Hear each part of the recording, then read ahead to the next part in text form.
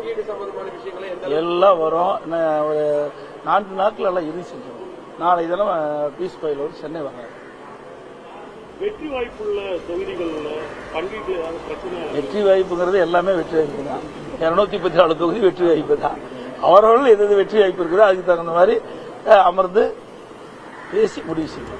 கூட்டணியில வேற இன்னும் அதிகமான கட்சிகள் வருவதற்கு வாய்ப்பு இருக்கிறா? ஏன்னா ஏற்கனவே அதாவது கட்சி கூட்டணியில வரும் அப்படின்ற ஒரு அப்படி எல்லாம் கிடையாது. நான் தெளிவா சொல்லி நீங்க தான் பேசிட்டு இருக்கிறீங்களா ஒவ்வொரு முறையும். அவர்களும் கூட்டணி பேச்சுவார்த்தை இல்லைன்ட்டாங்க, நாங்களும் கூட்டணி பேச்சுவார்த்தை இல்லைன்ட்டோம். பொதுச் செயலாளர் அதிமுக பொதுச் செயலாளர் சொல்லிட்டாங்க, தவாக தலைவரும் சொல்லிட்டாரு. ஆனால் நீங்க விட மாட்டேங்கிறீங்களா? இல்லைங்க, பேச்சுவார்த்தையே நடக்கலையா, அப்புறம் எப்படி வரல போறது? அந்த பேச்சுக்கே இடம் இல்லை. இல்ல முழுமையா நான் தான் சொல்லிட்டு இருந்தேன். இந்த கூட்டணிக்கு தலைமை அதிமுக.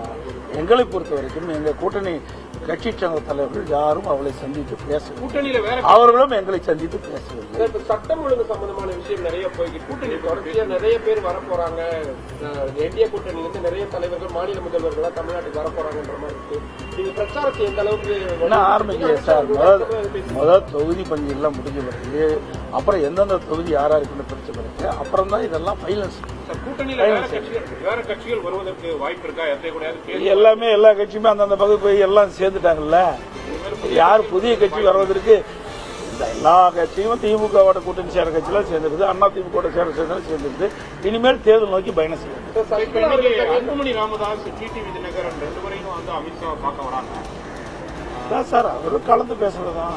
எப்படி இருக்குது தமிழ்நாட்டுடைய அரசியல் சூழ்நிலை எப்படி இருக்குதுன்னு கலந்து பேசுறோம். இப்போ விஜயகாந்த் கட்சி கூட்டணியில வராதனால அவங்களுக்கு கொடுக்கப்படுற அந்த சீட்டை டிடிவி தினகரன், பாமக போன்ற கட்சிகள் சார் அதாவது எதுவுமே இல்லை சார். நம்முடைய கற்பனையான கேள்விகளை நாங்கள் பதில் சொல்ல முடியாது. ஏன்னா ஒரு 4 நாட்கள் நீங்க எல்லாம் தெரிஞ்சுங்க. 4 நாட்கள் எல்லாமே முடிஞ்சிடும். கவலைப்படாதீங்க. அந்த கூட்டணி திமுக தலைமையில் அமைக்கிற கூட்டம் மாதிரி கூட்டணியில எங்க கூட்டணி கிடையாது. சைலண்டா அழகா அற்புதமா நாங்க கூட்டணி பேச்சுவார்த்தை முடிவு பெற்று தொகுதி வெளியிடப்படும். எந்த சிக்கலும் கிடையாது சார். அப்படி எல்லாம் கிடையாது. நான் தான் ஏற்கனவே சொல்லிட்டேன், எங்களுக்குள்ள ஒருத்தருக்கு ஒருத்தர் விட்டு கொடுத்து யாராருக்கு எந்தெந்த இடத்துல வெற்றி வாய்ப்பு இருக்குதோ அந்தந்த தொகுதியை அவர்கள் பெறுவதுதான் எங்களுடைய நோக்கம். தேர்தல் அனௌன்ஸ் பண்ணதுக்கு அப்புறமா வெற்றி வாய்ப்பு எப்படி இருக்குன்னு பாக்குறீங்க? நீங்க தான் சொல்லணும். நீங்க தானே சொல்லணும். நாங்க தான் 234 தொகுதியில் போட்டிடுறோம். எங்க அதிமுக தலைமையில 234 தொகுதியில் வெற்றி பெற வேண்டும் என்ற நோக்கத்தில் தான் நாங்க தேர்தலை சந்திக்கிறோம். நீங்க தான் சொல்லணும் தேர்தல் காலம் எப்படி இருக்குன்னு நீங்க சொல்லணும். டெல்லியில இருந்து அங்குடைய கேட்டு எங்களுக்கு தகவல் கொடுங்க எப்படி இருக்கு. ஏறத்தாழ தேர்தல் நெருங்கி கொண்டிருக்கிறது. இப்ப 4 முனை போட்டி அப்படின்றது ஓரளவு உறுதியாயிடுச்சு. அதிமுக கூட்டணி, திமுக கூட்டணி, விஜய் கட்சி ஒண்ணு, இந்த பக்கம் சீமான் கட்சி, 4 விதமான அணிகள் போட்டியிட்டு களத்தை பொறுத்தவரை எப்படி இருக்கும் அப்படின்னு நீங்க தாங்க கணிக்கணும். எப்படி இருக்குன்னா எங்களுக்கு முதலமைச்சர் எங்களை பொறுத்த வரைக்கும் அனைத்து இந்திய அண்ணா திராவிட முன்னேற்ற கழகம் ஏற்கனவே 31 ஆண்டு காலம் தமிழகத்தில் ஆட்சி புரிந்த கட்சி, பல தேர்தலை சந்தித்த கட்சி, பல ஆண்டுகள் ஆட்சி புரிந்தது. எங்களுக்கு வெற்றி பிரகாசமா இருக்கு. ஏன்னா அண்ணன் 10 ஆண்டு 2011 2021 வரைக்கும் அனைத்து இந்திய அண்ணா திராவிட முன்னேற்ற கழக ஆட்சியில் எண்ணற்ற திட்டங்களை கொடுத்துருக்கிறோம். மத்திய அரசிலிருந்து பல திட்டங்களை பெற்று அங்க நிறைவேற்றிக்கிறோம். அதே மாநில அரசும் நிறைய திட்டங்களை கொடுத்திருக்கிறோம். ஆனா திராவிட முன்னேற்ற கழகம் இந்த 5 ஆண்டு காலத்துல எந்த ஒரு புதிய பெரிய திட்டமும் அல்ல. சட்டம் ஒழுங்கு அடியோடு சீர்குலைந்து தினந்தோறும் கொலை, கொள்ளை, திருட்டு, வழிப்பிடிப்பு, பாலியல் வன்கொடுமை நடக்காத நாளே இல்லை.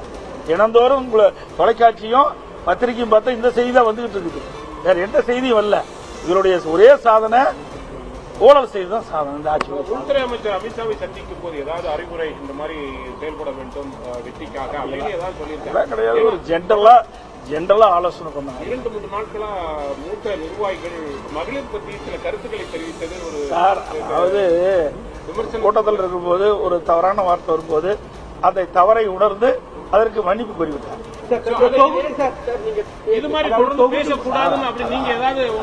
ஒருத்தர் தவறை உணர்ந்து தான் சொன்ன கருத்து தவறு என்று உணர்ந்த பிறகு அதுக்கு மன்னிப்பு கோரிய பிறகு அதை பற்றி விவாதம் செய்து பொருத்தமா இருக்கு.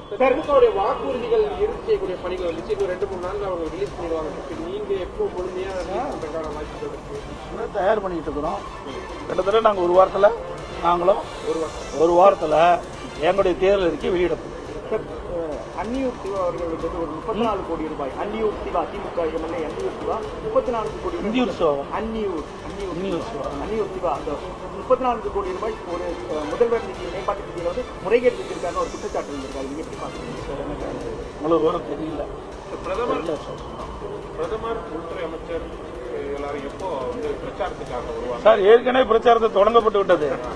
அதிமுக ஸ்பீடா போயிட்டு இருக்குது, எக்ஸ்பிரஸ் வேகத்துல போயிட்டு இருக்குது. தேர்தல் வந்து பிரச்சாரம் ஏற்கனவே பாரத பிரதமர் 3 முறை தமிழ்நாட்டுக்கு வந்து மதுராந்தகம் 1, மதுரை 1, திருச்சி 1 ஆக 3 இடங்களில பிரம்மாண்டமான தேர்தல் பிரச்சார கூட்டம் நடைபெற்று மேலும் தேர்தல் அறிவிக்கப்பட்டிருக்குது.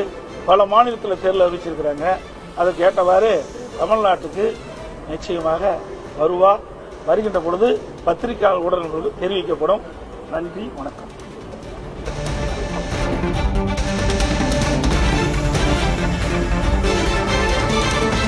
நான்கு நாட்களில் தேசிய ஜனநாயக கூட்டணியின் தொகுதி பங்கீடு குறித்து அறிவிக்கப்படும். ஒரு வாரத்தில் தேர்தல் அறிக்கை வெளியிடப்படும். தமிழக வெற்றிக் கழகத்தோடு எவ்வித கூட்டணி பேச்சுவார்த்தையும் நடத்தப்படவில்லை. சட்டம் ஒழுங்கு தொடர்பாக திமுக மீது விமர்சனம் போன்ற பல்வேறு விஷயங்களை செய்தியாளர்களின் கேள்விக்கு பதிலாக அளித்திருக்கிறார் அதிமுக பொதுச் செயலர் எடப்பாடி கே. பழனிசாமி.